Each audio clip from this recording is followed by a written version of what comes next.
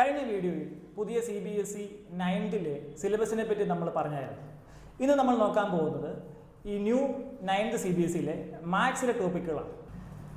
അപ്പോൾ നമ്മൾ മാത്സിലേക്ക് വരുവാണെങ്കിൽ മാത്സിലെ നമ്മളെ ചാപ്റ്റർ എന്ന് പറയുന്നത് നമ്മുടെ ഫസ്റ്റ് ചാപ്റ്റർ എന്ന് പറയുന്നത് നമ്പർ സിസ്റ്റമാണ്. അപ്പോൾ കഴിഞ്ഞ കൊല്ലത്തെ സിലബസിലും നമ്പർ സിസ്റ്റം ഉണ്ട്.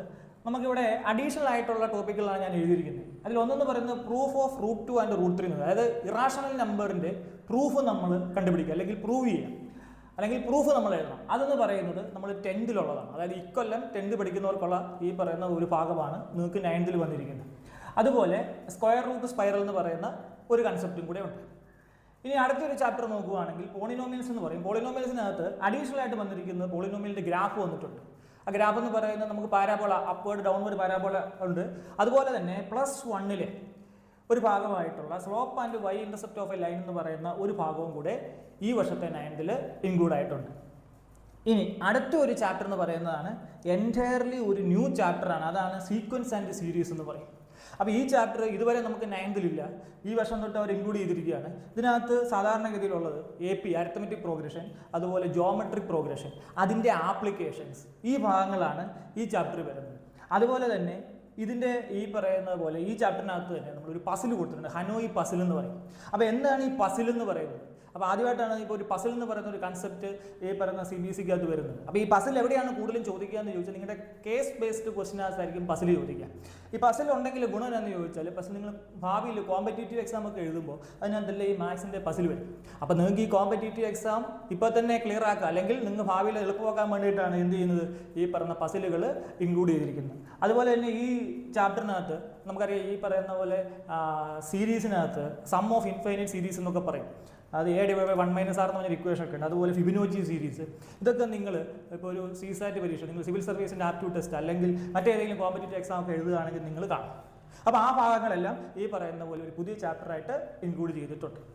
ഇനി അടുത്തതാണ് ലീനിയർ ഇക്വേഷൻ 2 വേരിയബിൾസ്. അപ്പോൾ ഇത് കഴിഞ്ഞ പോലെയുള്ള ചാപ്റ്ററാണ്. അതിനകത്ത് അഡീഷണൽ ആയിട്ടുള്ള 2 ഭാഗം എന്ന് പറയുന്നത് അതിനകത്ത് ഗ്രാഫുണ്ട്. അപ്പോൾ ഗ്രാഫ് വരച്ച് സൊല്യൂഷൻ കണ്ടുപിടിക്കാൻ ചോദിക്കും. അതുപോലെ തന്നെ എലിമിനേഷൻ ആൻഡ് സബ്സ്റ്റിറ്റ്യൂഷൻ മെത്തേഡിൽ ഈ പറയുന്ന പോലെ നമ്മൾ ഒരു ലീനിയർ ഇക്വേഷൻ 2 വേരിയബിൾസിൻ്റെ സൊല്യൂഷൻ കണ്ടുപിടിക്കണം. ഇത് രണ്ടും ഇപ്പോഴത്തെ 10th അതാണ് നിങ്ങൾ ഈ വർഷം 9th പഠിക്കുന്നത്. ഇനി അടുത്തൊരു ചാപ്റ്റർ എന്ന് പറയുന്നത് കോർഡിനേറ്റ് ജോമെട്രി എന്ന് പറയും.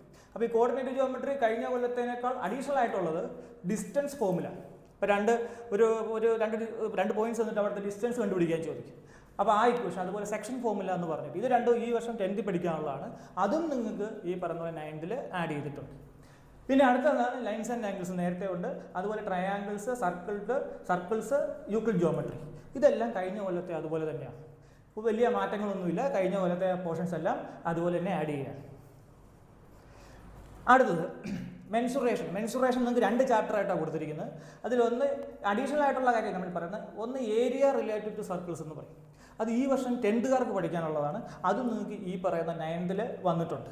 പിന്നെ ഹെറോൺസ് ഫോർമുല, ഇതെല്ലാം ഈ പറയുന്ന മെൻസുറേഷനകത്ത് കയറുന്നുണ്ട്. ഹെറോൺസ് ഫോർമുല എന്ന് പറഞ്ഞാൽ സെപ്പറേറ്റ് ചാപ്റ്റർ കഴിഞ്ഞ വർഷം ഉണ്ടായിരുന്നു, പക്ഷേ അതെല്ലാം ഈ വർഷം മെൻസുറേഷനകത്ത് കയറി. അതുപോലെ തന്നെ നിങ്ങൾക്ക് സർഫസ് ഏരിയ പോലെ അതിനകത്ത് സ്പിയറും അതുപോലെ ഹെമി സ്പിയർ, അതുപോലെ തന്നെ ഈ പറയുന്ന കോണ്, ഇതൊക്കെയാണ് നമുക്ക് പഠിക്കാനുള്ളത്. പിന്നെ കഴിഞ്ഞ കൊല്ലത്തെ ക്വാഡ്രിലാറ്ററൽസ് എന്ന് പറഞ്ഞ ചാപ്റ്റർ ഉണ്ട്. ആ ചാപ്റ്റർ അതുപോലെ തന്നെ ഈ പറയുന്ന പോലെ വന്നിട്ടുണ്ട്. പ്രത്യേകിച്ച് മാറ്റങ്ങളൊന്നും കാണുന്നില്ല. ഇനി അടുത്ത ഒരു ചാപ്റ്റർ എന്ന് പറയുന്നത് സ്റ്റാറ്റിക്സ് ആണ്. സ്റ്റാറ്റിക്സ് ഉണ്ടായിരുന്നു, പക്ഷേ ഇതിനകത്ത് ഇപ്രാവശ്യം നമുക്ക് അഡീഷണൽ ആയിട്ട് വന്നിരിക്കുന്നത് മീൻ മീഡിയൻ മോഡ് എന്ന് പറയും. അപ്പോൾ ഈ മീൻ മീഡിയൻ മോഡ് കണ്ടുപിടിക്കാനുണ്ട്. പിന്നെ എന്തുണ്ട്, ഗ്രാഫിക്കൽ മെത്തേഡ് ഉണ്ട്. അത് കഴിഞ്ഞ വർഷം തന്നെ ഉള്ളതാണ്. ഇനി അടുത്തതാണ് പ്രോബബിലിറ്റി. ഇതൊരു പുതിയ ചാപ്റ്റർ വീണ്ടും ഇൻട്രൊഡ്യൂസ് ചെയ്തിരിക്കുകയാണ്. അപ്പോൾ ഈ പ്രോബബിലിറ്റി എന്ന് പറഞ്ഞ ചാപ്റ്റർ ഇപ്പോൾ ഈ കൊല്ലത്തെ 10th പഠിക്കാനുള്ളതാണ്. അതും നിങ്ങൾക്ക് എവിടെ വന്നിട്ടുണ്ട്, 9th വന്നിട്ടുണ്ട്. ഈ സാമ്പിൾ സ്പേസ് എന്നൊക്കെ പറഞ്ഞിട്ട് ഉള്ള കൺസെപ്റ്റാണ്. അപ്പോൾ അതും കൂടെ ഈ വർഷത്തെ 9th നിങ്ങൾക്ക് ഇൻക്ലൂഡ് ആയിട്ടുണ്ട്. അപ്പോൾ നമ്മളിപ്പോൾ നോക്കിയത് നിങ്ങളുടെ NCERTയിലെ ടെക്സ്റ്റ് ബുക്കിലെ ഭാഗങ്ങളാണ് നോക്കിയത്. അപ്പോൾ ഇതെന്ന് പറയുന്നത് നമ്മുടെ സ്റ്റാൻഡേർഡ് എക്സാമിന് വേണ്ടിയിട്ടുള്ള ഒരു ഭാഗം എന്ന് വെച്ചാൽ ഇത് നമ്മൾ പറയുന്നത് നിങ്ങളുടെ സ്റ്റാൻഡേർഡ് എക്സാം. അപ്പോൾ സ്റ്റാൻഡേർഡ് തന്നെ ഏകദേശം എത്രയുണ്ട്, ഇത്രയും ഭാഗങ്ങളോളം ഉണ്ട്. അപ്പം ഇനി നമുക്ക് ഒരു ലെവലും കൂടെ ഉണ്ട്, അഡ്വാൻസ് ലെവൽ എന്ന് പറയും. അപ്പോൾ ഈ അഡ്വാൻസ് ലെവൽ എന്ന് പറഞ്ഞു കഴിഞ്ഞാൽ ഇതിനേക്കാൾ ടഫായിരിക്കും. ചിലപ്പം ഈ NCERT ടെക്സ്റ്റ് ബുക്കിൽ ഇല്ലാത്തതിനെ കുറച്ച് കാര്യങ്ങൾ കൂടെ നമ്മൾ എന്ത് ചെയ്യേണ്ടി വരും, ഈ പറഞ്ഞ പഠിക്കേണ്ടി വരും. അതാണ് ഇപ്പം നിങ്ങളുടെ സയൻസിൻ്റെ, അത് നമ്മൾ അടുത്ത ക്ലാസ്സിൽ പറയാം. അപ്പോൾ സയൻസിൻ്റെ നിങ്ങളുടെ അഡ്വാൻസ് ലെവൽ ഈ പറയുന്ന പോലെ സിലബസ് ഇട്ടിട്ടുണ്ട്. അത് നമ്മുടെ ടെക്സ്റ്റ് ബുക്കിൽ ഇല്ലാത്തതിനേക്കാൾ കുറച്ചുകൂടി അധിക കാര്യങ്ങളാണ് അതിനകത്ത് ഉൾക്കൊള്ളിച്ചിരിക്കുന്നത്. അപ്പോൾ നമുക്ക് ഒരു സാധാരണ ഒരു ട്യൂഷൻ കൊണ്ട് ഈ പറയുന്ന പോലെ നമുക്കിത് നല്ല മാർക്ക് സ്കോർ ചെയ്യാമെന്ന് പറയുന്നത് കുറച്ച് ബുദ്ധിമുട്ടാണ്. ട്യൂഷൻ എന്ന് പറഞ്ഞാൽ ജസ്റ്റ് നമ്മുടെ സിലബസിലേക്ക് ഒരു അക്കാഡമിക് സപ്പോർട്ടെന്ന് മാത്രമേ ഉള്ളൂ. ശരിക്കും പറഞ്ഞാൽ നമുക്കിവിടെ ആവശ്യമായിട്ട് വരുന്ന ഒരു കോച്ചിങ് ആണ്.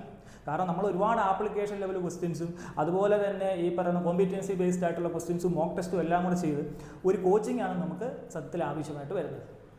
അപ്പോൾ അടുത്ത ക്ലാസ്സിൽ നമുക്ക് സയൻസിൻ്റെ ഡീറ്റെയിൽസുമായിട്ട് വീണ്ടും കാണാം.